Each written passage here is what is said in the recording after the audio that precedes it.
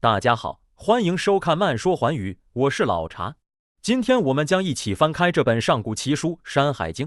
这部充满奇幻与神秘的经典，与《易经》《黄帝内经》并列为华夏上古三大奇书之一。不过别担心，我们这次不会太学术，而是用轻松的方式来揭开它的神秘面纱。《山海经》就像是远古版的动物星球，也是一部融合上古山川奇观、神兽怪物、神话传说的伟大作品。这里有各种奇珍异兽，既有现代生物学家找不到的奇怪物种，也有不少像是直接从宝可梦里跑出来的神兽，让人彷佛置身于古老的 RPG 世界。《山海经》全书现存18卷，包含了山经和海经。其中山经记录了南山、西山、北山、东山和中山的奇异山川与生物，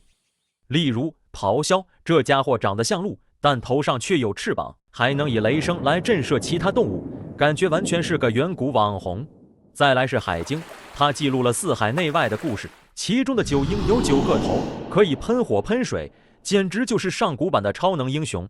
总之，《山海经》就是一本充满奇思妙想的古代百科全书，不仅记载了地理，更是古代人对世界的理解与想象。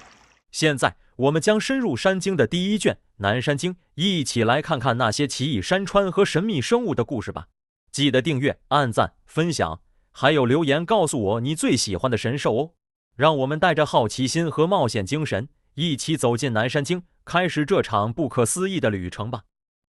首先，我们来到了南方的第一个山系雀山山系，这里的第一座山叫做招摇山，听这名字是不是觉得有点嚣张？没错，这座山可是相当有特色。招摇山位于西海岸边，山上长满了桂树，这些桂树不仅香气扑鼻，还有丰富的金属矿物和玉石。等一下，先别急住去挖矿，这些宝藏可都只是存在于传说中的。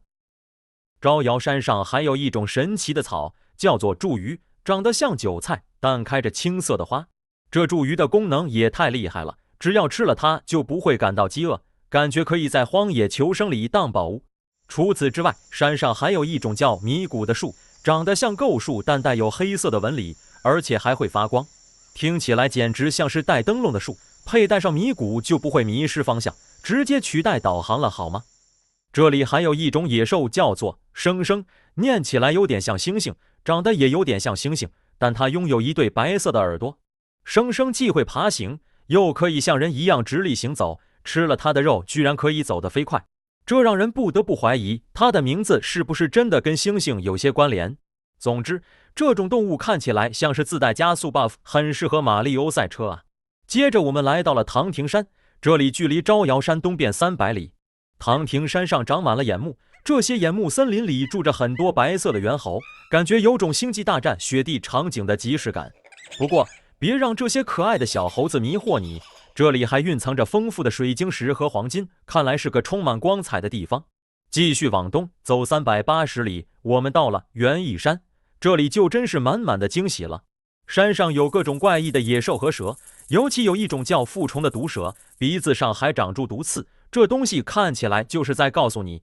千万别惹我。大的腹虫居然可以重达100斤，是不是听起来有点可怕？园艺山中还有各种奇怪的鱼，这些鱼在水里游来游去，看着都像是来自异次元的生物。山上的树也很难爬，听说这里的人想要爬树都得使出洪荒之力。当然，这座山上也有白玉，这才让我们的探险旅程稍微有了一点甜美的感觉。接下来我们再往东走370里，就到了丑阳山。丑阳山分南北两面，南面盛产黄金，北面盛产白银。这里还住着一种叫鹿鼠的奇特野兽，身体像马，但头是白色的，斑纹像老虎，尾巴则是红色的。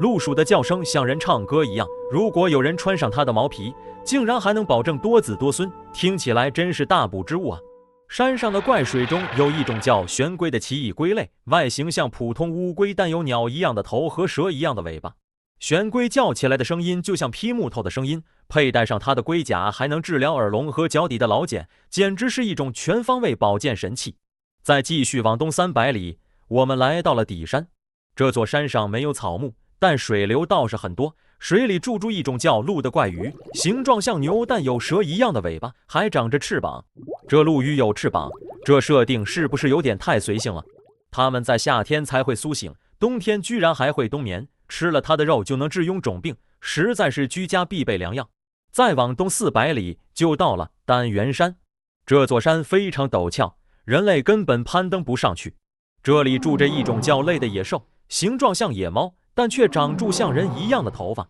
这个类野兽还是雌雄同体的，它的肉据说能让人没有妒忌心，听起来简直是解决人际问题的灵丹妙药。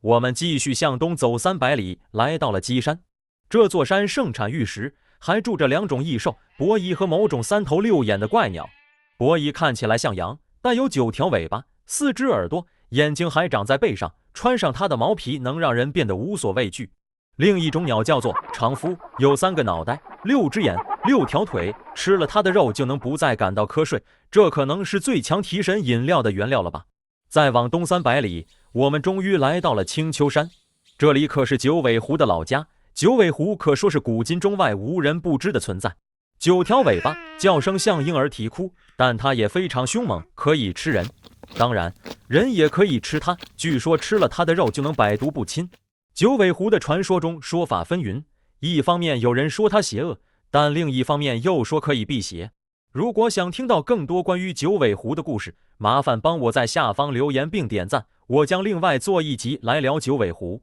青丘山上还有一种鸟，叫做冠冠，形状像斑鸠，叫声就像2个人在吵架，真是挺符合它的名字的，感觉就像是永远闹别扭的小夫妻。如果把它的羽毛插在身上，就不会感到迷惑，听起来是个天然指南针。青丘山的南面盛产玉石，北面则出产一种叫青墨的颜料，这可是古代的重要染料。鹰水从青丘山发源，流入一泽，这里还有一种叫赤如的鱼，长得像普通鱼，但有人的面孔，发出的声音像鸳鸯。这鱼看起来有点诡异，吃了它的肉还能治疗皮肤病，听起来倒像是鱼形美容师。最后，我们来到雀山山系的终点站鸡尾山。这座山靠近东海，满地都是沙石，方水从这里发源，流入玉水，水中藏着大量的白色玉石。就这样，我们一起探索完了雀山山系的9座山，从招摇山到鸡尾山，整整2950里。不过书上写的是有10座山，但似乎在历史流传中遗失了一部分内容，这样的神秘感也为我们的冒险增添了更多未知的魅力。雀山山系各山的山神长得像鸟，但有着龙的头，人们祭祀山神时会把畜禽和章一起埋入地下，而所谓章是古代用来祭祀的玉器，用币祭神，米则是稻米，而给神的习作则用白茅草编制而成。这就是《山海经》中关于雀山山系的所有描述。各位冒险者们，今天的探索就到这里，下次我们将继续踏上未知之旅，探索南部的另一个山系。记得订阅我们的频道，按下小铃铛，我们下次再见。